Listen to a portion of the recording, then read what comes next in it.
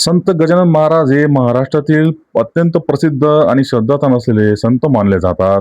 त्यांचे मुख्य कार्य अध्यात्म, शक्ती त्यांचे मुख्य कार्य अध्यात्म, भक्ती, सदाचार, मानवसेवा आणि लोककल्याण याभोवती केंद्रित होते. त्यांचे जीवन प्रामुख्याने शेगाव येथे घडले.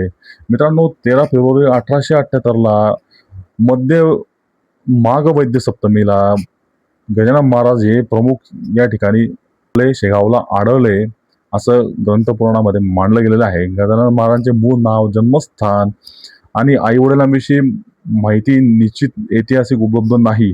त्यांच्या भक्त परंपरेनुसार ते शेगाव येथे अचानक प्रगट झाले. त्यामुळे त्यांच्या जीवनाविषयी अनेक श्रद्धा, आख्यायिका प्रचलित आहे. 23 फेब्रुवारी 1878 रोजी शेगाव येथे गजानन महाराज प्रथम लोकांच्या नजरेस पडल्याचे मानले जाते.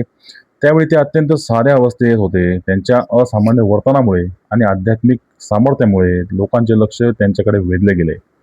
हळूहळू लोक त्यांना गजानन महाराज म्हणून ओळखायला लागले आणि त्यांचे भक्त वाढत गेले. मित्रांनो, गजानन महाराज यांनी मोठे मोठे ग्रंथ लिहिले नाही किंवा औपचारिकपणे एखादा पंथ स्थापन केला नाही, परंतु शिकवणीचा भर प्रत्यक्ष आचरणावर येतो.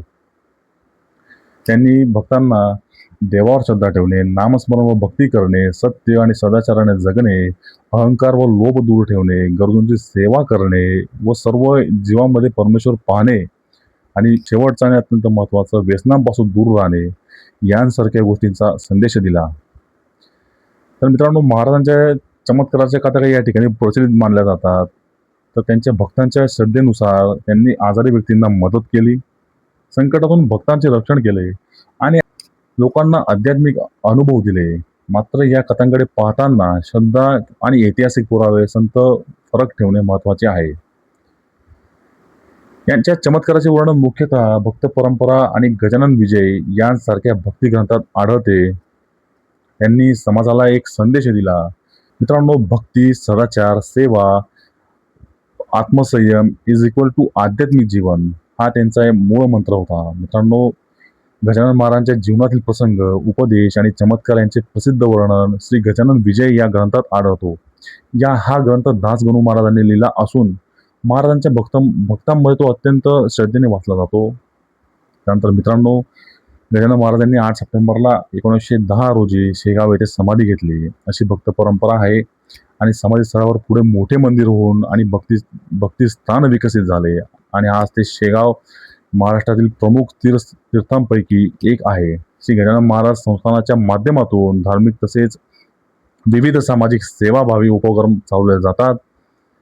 संत गजानन महाराजांचे सर्वात मोठे योगदान म्हणजे सामान्य माणसाला भक्ती, श्रद्धा, संयम आणि सेवाभावाचा मार्ग दाखविणे.